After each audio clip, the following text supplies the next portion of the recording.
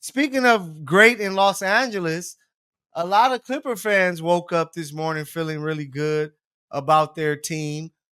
They felt that they made a great move with the trade of Norman Powell moving over to the Miami Heat, John Collins moving to the Los Angeles Clippers, and Utah Jazz. Just take slow mo, Kyle Anderson, Kevin Love, and a 2027 second round pick from the Los Angeles Clippers. But it's all about the Heat, all about the Clippers.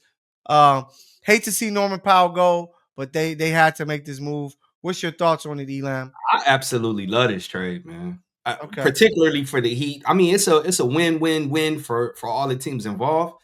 But for Mm-hmm. Norman Powell in particular, he gets to go be the number 2 player. Like Yeah. he's going to Offensive guy. be called upon to score consistently. And what I saw at the beginning of the year completely surprised me. And I know you and I had this conversation over at Intuit.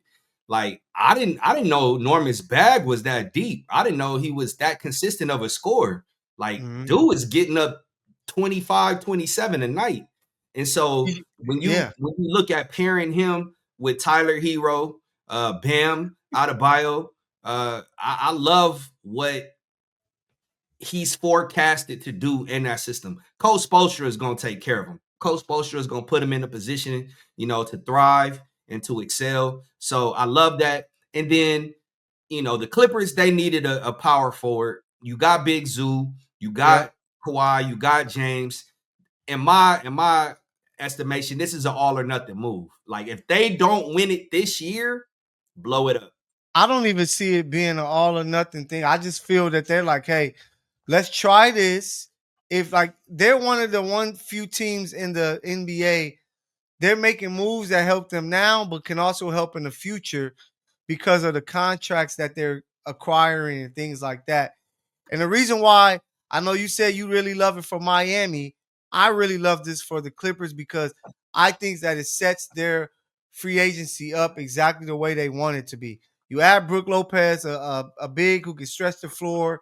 Um, Now you get a power forward. Kawhi Leonard, no more of him playing the power forward. I'm so happy for him.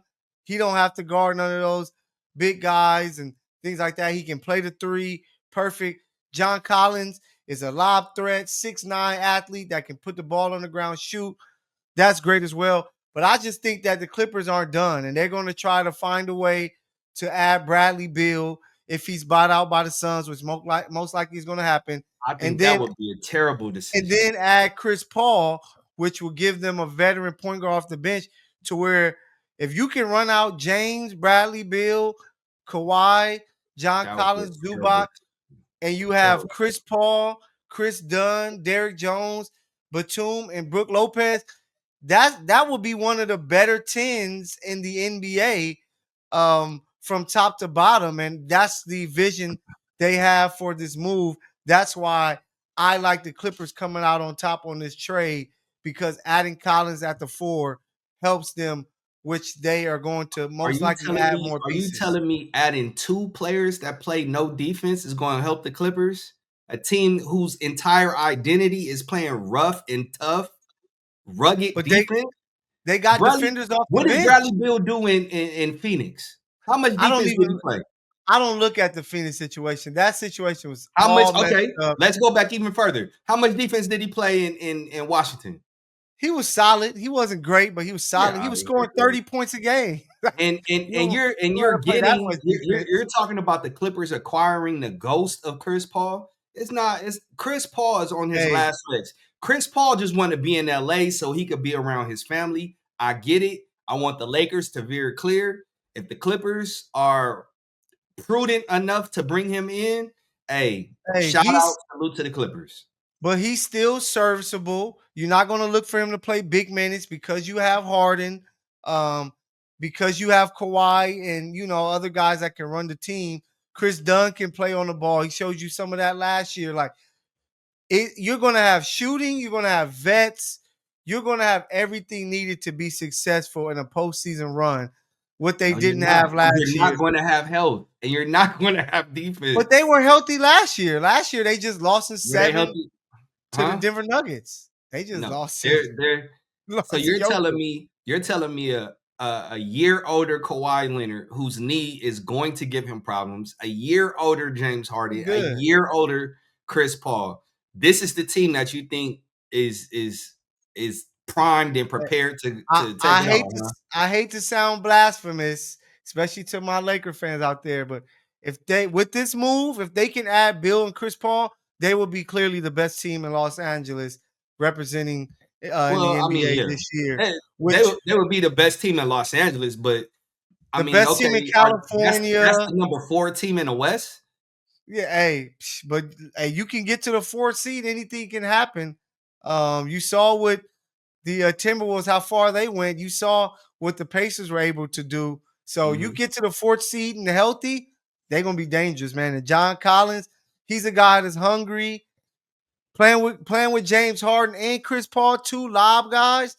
It will open up the floodgates, and the Clippers will be But dangerous. I think you with that lineup, because you can't play Chris Paul and James Harden at the same time, No, you'll right? play them separately. Yeah. Yeah.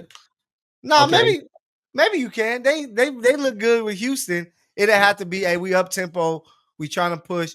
You get to slide to the But shooting Chris guard. Paul was also younger and more spry back then. You're not playing James Harden and Chris Paul at the same time. You can't put them on the same like on the court at the same time. What You if got you to stagger play? their minutes. What if you play small ball? You go Paul James, Chris Dunn, Derrick Jones, and like Brook Lopez to have spacing on So offense. You can so run with that. now you're putting a 2010 machine on the bench.